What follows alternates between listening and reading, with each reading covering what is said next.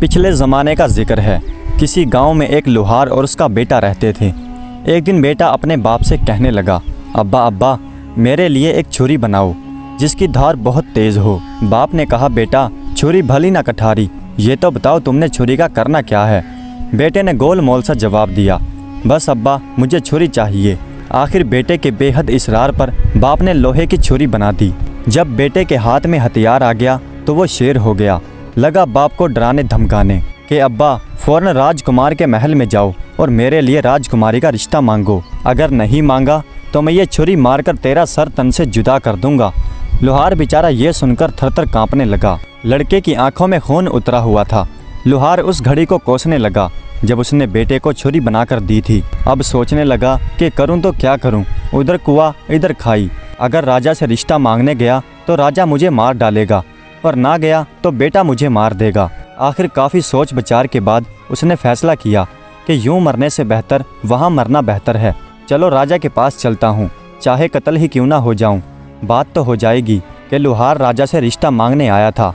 अपने बेटे के हाथों गुमनामी की मौत मरने से बेहतर है कि राजा के हाथों इज्जत से मशहूर होकर मर जाऊं। एक दिन लोहार हिम्मत करके राजा के पास पहुंचा और वहां जाकर अपने बेटे के लिए राजकुमारी का रिश्ता मांगा। ये सुनकर राजा के तन बदन में आग लग गई कि कमी होकर मेरी बेटी का रिश्ता मांगता है। दिल तो चाहा कि अभी जल्लाद को हुक्म देकर उसका सर तन से जुदा करवा दूं, लेकिन वजीर जरा समझदार था। राजा के कान में सरगोशी करते हुए कहने लगा, महाराज इसे मरवा दिया तो खामखां हंसी मजाक होगी, लोग बात का बतंगड़ बना देंगे, हम किस किस का मुंह बंद करेंगे। अक्लमंदी यही है कि हम किसी तरह से इसे टाल दें, सांप मरे और लाठी भी ना टूटे।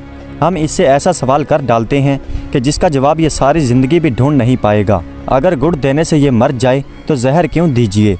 उसके बाद वजीर लोहार से मुखातिब होकर बोला, मियाँ लोहार, हम राजकुमारी का रिश्ता तुम्हारे बेटे से करने के लिए तैयार हैं, लेकिन उसके लिए हमारी एक शर्त है कि तुम्हारा बेटा कोई ऐसा काम करे जो आज से पहले ना किसी ने किया हो और ना किसी ने देखा हो। लोहार शर्त सुनकर वापस लौट पड़ा और अपने जिंदा बच जाने पर खुदा का लाख शुक्र अदा किया। घर आकर उसने अपने बेटे को ये बात बताई। दोनों बाप बेटे ने गांव छोड़ने का इरादा किया और इस शर्त को पूरा करने के लिए सफ़र पर रवाना हो गए। चलते चलते एक घने जंगल में पहुँचे। क्या देखते हैं कि एक आदमी शरी यानी शीरस के दरख्त के नीचे बैठा है। जमीन पर चारों तरफ शरी के पीले पीले फूल बिखरे हैं। आदमी ने चूल्हे में अपनी टांग डाल रखी है और पैर में से तड़ातड़ आग के शोले निकल रहे हैं। चूल्हे पर खोलते हुए तेल की कड़ाही रखी है और वो पकोड़े तल तल कर खा रहा है। लोहार और उसके बेटे ने जब ये अजीब मंजर देखा तो वो हैरान हो गए और एक दूसरे से कहने लगे, ये काम तो राजा ने कहीं ना सुना होगा और ना कहीं देखा होगा, चलो यही सीखते हैं। लोहार उस आदमी से मुखातिब होकर बोला, अल्लाह के बंदे, मेरे बेटे को अपना शागिर्द बना लो और उसे भी इस तरह से पकोड़े तलना सिखा दो। वो आदमी लोहार से बोला, मियाँ आगे चले जाओ, आगे मेरा उस्ताद बैठा है, वो तुम्हारे बेटे को शागिर्दी पर रख ले तो रख ले, मुझे शागिर्द बनाने की इजाज़त नहीं है। ये सुनकर दोनों बाप बेटा आगे चले गए। चलते चले जा रहे थे। आगे क्या देखते हैं कि एक बड़ की छांव के नीचे एक आदमी बैठा है और बड़ के चारों तरफ बड़ का फल बिखरा हुआ है। उसने चूल्हे में अपनी टांग डाल रखी है और एड़ी में तड़ातड़ आग के शोले निकल रहे हैं और चूल्हे पर उबलते हुए तेल की कड़ाही रखी है और वो जलेबियां तल तल कर खा रहा है। लोहार और उसके बेटे ने जब ये मंजर देखा तो एक दूसरे से कहने लगे, अरे ये काम तो पिछले काम से भी मुश्किल है, ये काम तो राजा ने ना कहीं देखा होगा और ना कहीं सुना होगा, चलो यही सीखते हैं। लोहार उस आदमी से मुखातिब होकर बोला, अल्लाह के बंदे, मेरे बेटे को भी अपने शागिर्दी में रख ले, इसे भी इस तरह से जलेबियां तलना सिखा दे। उस आदमी ने लोहार से कहा, मियाँ आगे जाओ, आगे मेरा उस्ताद बैठा है, वो तेरे बेटे को शागिर्दी पर रख ले तो रख ले, मुझे शागिर्द बनाने की इजाज़त नहीं है। यह सुनकर दोनों बाप बेटा आगे रवाना हो गए। वो चलते चलते एक और जगह पर पहुँचे जहाँ क्या देखते हैं कि एक आदमी बेरी के पेड़ के नीचे बैठा है। ज़मीन पर बेरी के मीठे मीठे बेर बिखरे पड़े हैं। उसने भी चूल्हे में अपना पैर डाल रखा है और पैर में से तड़ातड़ आग के शोले निकल रहे हैं। चूल्हे पर गन्ने के रस से भरी हुई एक कड़ाही रखी है और वो गुड़ बनाकर खा रहा है। लोहार और उसके बेटे ने जब ये मंजर देखा तो मन ही मन में कहने लगे, अरे ये काम तो पिछले काम से भी ज़्यादा मुश्किल है, ये काम तो राजा ने ना कहीं सुना होगा और ना कहीं देखा होगा, चलो यही सीख लेते हैं। लोहार उस आदमी से मुखातिब होकर बोला, अल्लाह के नेक बंदे, मेरे बेटे को भी अपनी शागिर्दी में रख लो, इसे भी इस तरह से गुड़ बनाना सिखा दो। वो बोला, ठीक है, मैं तेरे बेटे को अपना शागिर्द बना लेता हूँ, इसे अपने पास रख लेता हूँ। ये लो चाबियाँ। वो सामने एक कमरा है, उस कमरे का दरवाज़ा खोलो और अपने बेटे को कमरे में बिठाकर बाहर से दरवाज़ा बंद कर दो। लोहार ने उस आदमी की हिदायत पर अमल किया। जब बेटे को कमरे में बंद करके वापस जाने लगा तो उस आदमी ने लोहार से चाबियां वापस ले ली और लोहार से कहने लगा, अब 1 साल के बाद वापस आना। लोहार चाबियां देकर अपने घर वापस लौट गया। उधर लड़का कमरे में भूखा प्यासा बैठा था, इंतजार कर रहा था कि कोई आए और उसकी मदद करे, लेकिन पूरा दिन गुजर गया और उसकी मदद के लिए कोई ना आया। फिर जब लड़के ने कमरे में चारों तरफ देखा तो उसके रोंगटे खड़े हो गए, खून खुश्क होने लगा। उसके सामने एक खौफनाक नज़ारा था। कमरे के अंदर चारों तरफ इंसानी हड्डियां बिखरी पड़ी थी। लड़के ने सोचा, न जाने मुझसे पहले कितने ही लोग इस मौत के कमरे में अपनी जान दे चुके हैं और मेरा हाल भी उनसे कुछ मुख्तलिफ नहीं होगा। मैं और मेरा बाप उस बाहर बैठे आदमी के धोखे में आ गए। अब मुझे भी इन आदमियों की तरह यहाँ पर एड़ियाँ रगड़ रगड़ कर मरना पड़ेगा। एक रोज़ मेरी भी हड्डियाँ इन हड्डियों की तरह बिखरी पड़ी होंगी। ये सोचकर उसकी आंखों में आंसू आ गए और फूट फूट कर रोने लगा।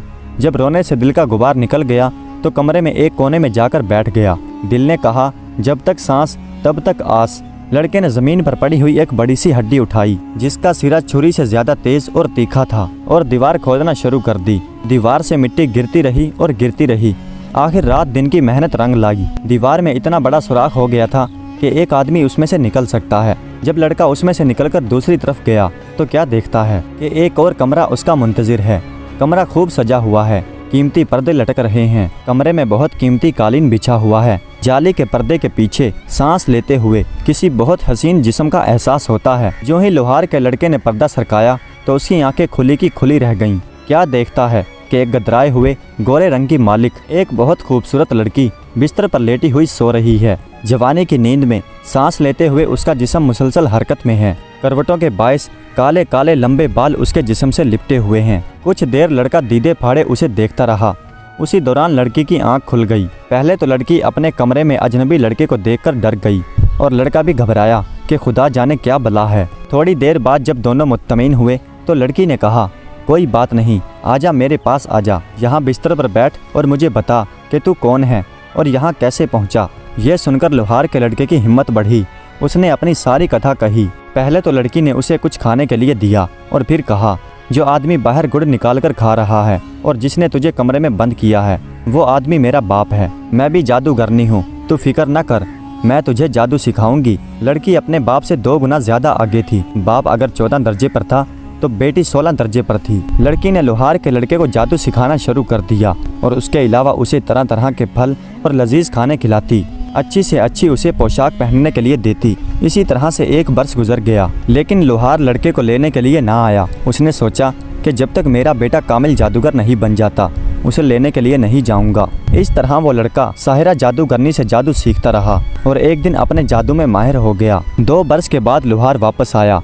क्या देखता है कि वो आदमी उसी तरह बेरी के दरख्त के नीचे बैठा है। जमीन पर बेरी के मीठे मीठे बेर बिखरे पड़े हैं और उस आदमी ने अपनी टांग चूल्हे में डाल रखी है और पैर में से आग के शोले निकल रहे हैं और वो उसी तरह से गुड़ बनाकर खा रहा है। लोहार ने पूछा, अल्लाह के बंदे, मेरा बेटा कहाँ है? 2 साल पहले मैं उसे तेरी शागिर्दी में छोड़ गया था। वो आदमी कहने लगा, मैं तो 2 साल से यहीं पर बैठा हूँ और गुड़ बनाकर खा रहा हूँ। ना मुझे फुर्सत मिली और ना मैंने वहाँ जाकर देखा। तो अपने हाथ से अपने बेटे को कमरे में बंद करके बाहर से ताला लगा गया था। ये ले कुंजियाँ और अपने बेटे को जाकर देख ले। बाप ने सुना तो उसके चेहरे पर हवाइयाँ उड़ने लगी। एक रंग आता और एक रंग जाता था। ये सोचकर कि 2 साल बाद बेटे की हड्डियां ही मिलें तो मिलें, वरना जिंदा मिलना तो नामुमकिन है। गुड़ खाने के उस शकीन आदमी को दिल में गालियां देता हुआ लोहार दौड़ा दौड़ा उस कमरे की तरफ गया और ताले में चाबी घुमाई। लड़की के कानों में जब चाबी की आवाज़ पड़ी तो लड़के से कहने लगी, अगर मेरा बाप हुआ तो हम दोनों को मार डालेगा और अगर तेरा बाप हुआ तो हम बच जाएंगे। लोहार दरवाज़ा खोलकर अंदर कमरे में गया तो कमरा खाली था। दीवार के सुराख में से गुजरकर जब दूसरे कमरे में पहुंचा तो क्या देखता है, सामने कमरे पर मसेरी पर एक खूबसूरत लड़की और उसका लड़का बैठे हुए हैं। मारने वाले से जान बचाने वाला ज्यादा बड़ा है। अपने बेटे को जिंदा देखकर बाप की जान में जान आई। दौड़कर बेटे को बेअख्तियार सीने से लगा लिया और खुदा का लाख लाख शुक्र अदा किया। उसके बाद लड़के ने अपने बाप को लड़की का तारुफ करवाया। असल हकीकत से जब लोहार वाकिफ हुआ तो वो कांप कर रह गया। उसने उसके बेटे की जान बचाने पर लड़की का शुक्रिया अदा किया। वो खूबसूरत जादूगरनी साहिरा कहने लगी, अब तुम दोनों के बचने की फ़कत एक ही आस है और वो ये कि ए लोहार, तू रोता पीटता और सिसकता हुआ बाहर मेरे बाप के पास जा और उसे जाकर कह कि मेरा बेटा भूख प्यास से मर गया। तुमने उसे बाहर निकाला ही नहीं। अब मुझे इतनी इजाज़त तो दे कि उसकी हड्डियों को किसी कपड़े में बांध कर ले जाऊं, ताकि उसकी हड्डियों को दफन कर सकूं। लुहार रोता हुआ कमरे से बाहर निकला। जैसा लड़की ने समझाया था उसने वैसा ही किया। गुड़ बनाता और खाता हुआ वो आदमी बोला, हाँ हाँ हड्डियाँ ले जा, मैंने उनका क्या करना है। और उस बूढ़े जादूगर ने हड्डियाँ ले जाने के लिए एक बड़ी सी चादर भी फराहम कर दी। लुहार दोबारा कमरे में आया और लड़की की बताई गई हिदायत के मुताबिक अपने बेटे को चादर में छुपा लिया। जब बेटे को चादर में छुपाए कंधे पर उठाकर बाहर जाने लगा तो लड़की बोली, मेरी एक बात पल्ले से बांध लो, मैंने तुम्हारे लड़के को जो जादू सिखाया है उस जादू के जरिए रास्ते में ही कहीं कमाई करना शुरू न कर देना। अगर तुमने रास्ते में ही अमीर होना शुरू कर दिया तो मेरे बाप को पता चल जाएगा और फिर वो तुझे और तेरे बेटे को नहीं छोड़ेगा।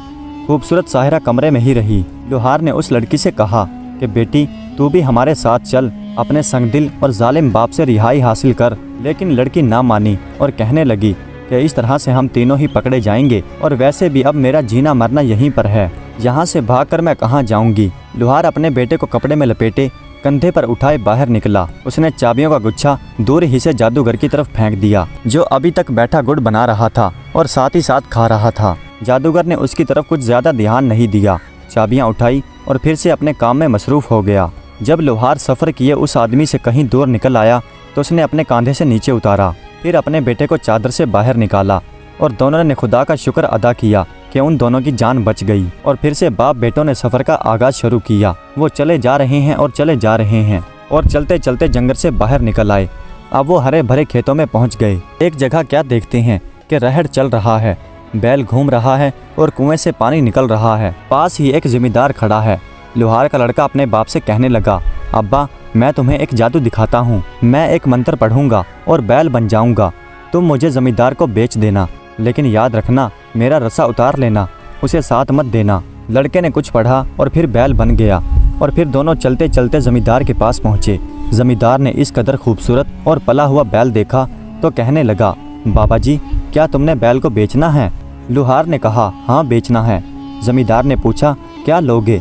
लुहार ने कहा, 5.25 रुपये। जमींदार को सोच में डूबे हुए देखकर लुहार बोला, मेरा बैल बहुत अच्छा है, अगर तुझे यकीन न आए तो इसे हल में जोड़कर देख ले। जमींदार ने बैल को रहट में जोड़ा। बैल खूब पानी निकालने लगा, उसके पहले वाले बैल से भी कहीं ज्यादा। जमींदार बैल को देखकर राजी हो गया और उसे खरीदने के लिए भी मान गया। लुहार कहने लगा, लेकिन मैंने अपना रस्सा नहीं देना। जमींदार बोला, कोई बात नहीं, तुम अपना रस्सा उतार लो, मैं खुद ही अपना नया रस्सा डाल लूँगा। जमींदार ने 5.25 रुपये दिए और वो बैल खरीद लिया। जब लुहार चलते चलते काफ़ी दूर निकल गया तो बैल ने अपना रुख मोड़ा और भाग खड़ा हुआ, सीधा लुहार के पास पहुंचा और वहां जाकर फिर लड़का बन गया। जमींदार बेचारा हाथ में डंडा पकड़े भागा भागा दौड़ा दौड़ा और हाँफता हुआ लुहार के पास आया और कहने लगा, बाबा तुमने मेरा बैल तो नहीं देखा? लुहार बोला, बैल तो मैं अभी अभी तुम्हारे हवाले करके आया हूँ, बैल कहाँ है? बेचारे जमींदार के वहमो ख्याल में भी नहीं आ सकता था कि उस बूढ़े लुहार के साथ जो लड़का जा रहा है वही उसका भागा हुआ बैल है। जमींदार वापस लौट गया। लुहार और उसके लड़के ने लड़की की दी गई हिदायत पर अमल नहीं किया और रास्ते ही में कमाई करना शुरू कर दी। अब रास्ते ही में उन्हें उसका खामियाजा भुगतना पड़ा। बूढ़े जादूगर को पता चल गया कि लुहार का लड़का जिंदा है और मेरी कैद से फरार हो चुका है। मेरी अपनी बेटी ने उसे मुकम्मल जादू सिखा दिया है। वाकई ही घर का भेदी लंका ढाता है। जादूगर ने एक बूढ़े आदमी का भेष धारा और उनसे पहले ही आगे रास्ते में आकर बैठ गया। लुहार के लड़के को क्योंकि पहले ही कामयाबी मिली थी, इसलिए उसने फिर से लालच किया और इस बार ऊँट बनने का सोचा। अब्बा इस बार तू मेरे बदले पूरे 9 रुपये मांगना और 1 रुपया भी कम मत करना, और याद रहे मेरे साथ नकेल मत देना। इतना कहकर लड़के ने मंत्र पढ़ा और ऊँट बन गया। लुहार उस ऊँट का रस्सा पकड़े पकड़े चलता चलता उस जादूगर के पास पहुँच गया, जो फकीर का भेष बदले उनका इंतजार कर रहा था। फकीर ने लुहार से पूछा, बाबा जी क्या ऊँट बेचना है? फकीर ने लुहार के दिल की कही थी। उसने खुश होकर कहा, हाँ बेचना है। फकीर ने कहा, क्या लोगे? लुहार ने कहा, 9 रुपये। फकीर ने फ़ौरन 9 रुपये निकाले और लुहार की हथेली पर रख दिए। अब लुहार को याद आया और बोला, मैंने ऊँट के साथ नकेल नहीं देनी। फकीर भी जादूगर था और राजदार था, नकेल के भेद और अहमियत से वाकिफ़ था और बोला, मैंने तुम्हें मुँह मांगी कीमत दी है और नकेल ऊँट के साथ ही खरीदा है, इसलिए नकेल तो तुम्हें देनी पड़ेगी। गर्ज उनके बीच इतनी बहस और इतनी तूतू मैमे हुई कि राह चलते मुसाफिर रुक गए और इर्द गिर्द खेतों में काम करते हुए किसान भागे भागे आए और वहां पर जमा हो गए। फकीर ने लोगों से मुखातिब होते हुए कहा, लोगों, खुदा लगती कहो, क्या तुमने आज तक ये सुना है कि कोई जानवर बिक जाए और बेचने वाला जानवर बेचने के बाद उसके गले से रस्सा उतार ले? देखो देखो, ये आदमी मुझे पूरी कीमत पर ऊँट बेचने के बाद ये नकेल वापस लेने पर झगड़ा कर रहा है। फ़कीर की बात में वजन था।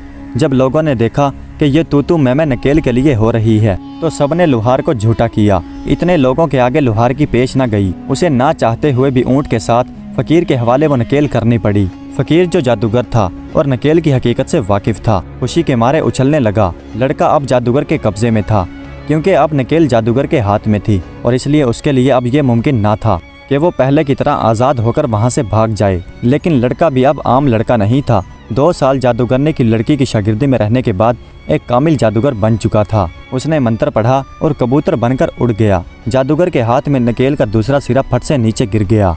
उसने पीछे मुड़कर देखा तो ऊँट का कहीं नामो निशान भी नहीं था और नकेल नीचे ज़मीन पर घिसट रही थी। अब जादूगर ने भी मंत्र पढ़ा और बाज बनकर कबूतर के पीछे लग गया। लेकिन लड़का भी कुछ कम नहीं था। शेर को सवा शेर। कबूतर ने जब नीचे झुककर देखा, गांव की कुछ औरतें झुकी हुई छप्पड़ में से हाथ भर भरकर काली स्याह चिकनी मिट्टी निकाल रही हैं ताकि अपने कच्चे घरों और फर्शों पर पोछा लगा सकें। इससे पहले कि बाज कबूतर को पकड़ता, लड़का मंत्र पढ़कर मेंढक बनकर छप्पड़ में जा गिरा। ये देखकर बूढ़ा जादूगर बगला बन गया, छप्पड़ में उतरा और चूंचे मार मार कर मेंढक को तलाश करने लगा। एक गाँव की खूबसूरत गोरी लड़की भी अपने लंबे लंबे हाथों से मिट्टी निकाल रही थी। लड़के ने फिर से मंत्र पढ़ा और मेंढक से छल्ला बनकर लड़की की उंगली में चला गया। बगला भगत यानी जादूगर अब उसकी छोटी उंगली से छल्ला निकालने से तो रहा। थोड़ी देर बाद औरतें मिट्टी बर्तनों में डालकर अपने घरों की तरफ चल पड़ी। जैसे ही लड़की अपने घर पहुंची, जादूगर बगले से फ़कीर बन गया और सदा लगाते हुए उनके घर पर जा पहुंचा। लड़की छन्ने में आटा डाले दरवाजे पर आई। जादूगर बोला, बेटी, मैंने आटा नहीं लेना, मैंने तो वो छल्ला लेना है जो तुम्हारे दाएं हाथ की छोटी उंगली में है। ये बात सुनकर लड़की को गुस्सा आ गया। तू कौन होता है मुझसे ये छल्ला मांगने वाला? जब यह तकरार लड़की के माँ के कानों में पड़ी तो वो भी दरवाजे पर आ गई। अब जो माँ को असल बात पता चली तो वो लड़की से बहुत खफा हुई। माँ शक्की मजाज औरत थी। लड़की से कहने लगी, तू तो छप्पड़ से मिट्टी लेने गई थी, ये छोटी उंगली में छल्ला कहाँ से पहनवा कर आ गई? बता, तेरे किस यार ने ये छल्ला दिया? इसे फौरन उतार और फेंक। आ लेने दे तेरे बाप को, सब बताती हूँ। इससे पहले कि तू कोई चांद चढ़ाए, कर देती हूँ तेरे हाथ पीले। लड़की बेचारी अजीब मुसीबत में फंस गई थी। उसने अपनी छोटी उंगली से छल्ला निकालकर फेंक दिया। फ़कीर इसी इंतज़ार में छल्ले पर आंख रखे खड़ा था। उसने छल्ला पकड़ने के लिए हाथ आगे बढ़ाया। लड़का फिर छल्ले से कबूतर बनकर उड़ गया और जादूगर बाज बनकर उसके पीछे लग गया। आखिर राजा का महल आ गया। दोनों उसके ऊपर उड़ रहे थे। राजा कचहरी लगाए बैठा था। इससे पहले कि बाज कबूतर को पकड़ता, लड़का कबूतर से सोने की तार बन गया और बादशाह के ताज में जाकर गिर गया कि यहाँ से तो बाज मुझे नहीं निकाल सकेगा। जादूगर फिर बाज से फ़कीर बन गया और बादशाह के सामने आकर सदा लगाई। राजा ने कहा, मांग, क्या मांगता है? फ़कीर ने कहा, राजा, तेरे ताज के अंदर जो सोने का तार है वो मुझे दे दे। ये बात सुनकर राजा को बहुत हैरत हुई कि मेरे ताज में सोने का तार कहाँ से आया। ये सोचकर उसने एक हाथ ऊपर उठाया कि ताज में हाथ डालकर देखे तो सही। जो ही राजा ने ताज में हाथ डाला और राजा के हाथ में आते ही तस्बीह बनकर टूट गया और ज़मीन पर बिखर गया। फ़कीर फ़ौरन मुर्गा बनकर उन्हें चुगने लगा और लड़का देखते ही देखते मोतियों से बिल्ला बनकर उसने मुर्गे को पकड़कर दबोच लिया और वहीं पर मार दिया। राजा दम बखुद हैरान परेशान ये सब कुछ देख रहा था। हैरत से उसकी आंखें फटी जा रही थी। ऐसा मंजर राजा ने कभी अपनी आंखों से नहीं देखा था। उधर मुर्गे को मारने के बाद लड़का अपनी असल हालत में वापस आ गया था और आगे बढ़कर राजा के रूबरू आदाब बजा लाया। राजा, जो अभी तक हैरत में डूबा हुआ था, बामुश्किल ही बोला, ये सब क्या माजरा है? लड़के ने कहा, महाराज बताइए, क्या आज से पहले आपने ये सब देखा या सुना? राजा हैरत से मुंह में उंगलियां दबाए हुए बोला, नहीं, कभी नहीं। इस पर लड़के ने कहा, महाराज, आप अपना मुआहदा याद कीजिए जो आपने मेरे बाप से किया था। मैं उसी लोहार का लड़का हूँ। मैंने भरी कचहरी में इतने लोगों के सामने आपकी शर्त पूरी कर दी है। अब आप अपना वादा पूरा कीजिए और मुझे राजकुमारी का रिश्ता दीजिए। राजा के पास अब कोई रास्ता नहीं रहा था। उसे मजबूरन हाँ करना पड़ी और अपनी बेटी का रिश्ता उसे देना पड़ा। चंद रोज बाद लोहार अपने लड़के को सजाए घोड़ी पर बिठाए बारात लेकर राजा के महल में आ गया। धूमधाम से शादी हुई। लोहार का लड़का बादशाह का दामाद बन गया। चूँकि राजा का कोई बेटा नहीं था, इसलिए राजा ने लोहार के बेटे को ही अपना वलीअहद बना लिया। चंद सालों बाद जब राजा मर गया तो लोहार का लड़का तख्त पर बैठा और निहायत आन बान से हुकूमत करने लगा। प्यारे दोस्तों, उम्मीद करता हूँ कि आज की ये वीडियो आपको पसंद आई होगी। अगर वीडियो अच्छी लगी हो तो कमेंट्स में अपनी राय का इजहार ज़रूर कीजिएगा। हमारे चैनल को सब्सक्राइब कर दीजिएगा। वीडियो देखने का बहुत बहुत शुक्रिया।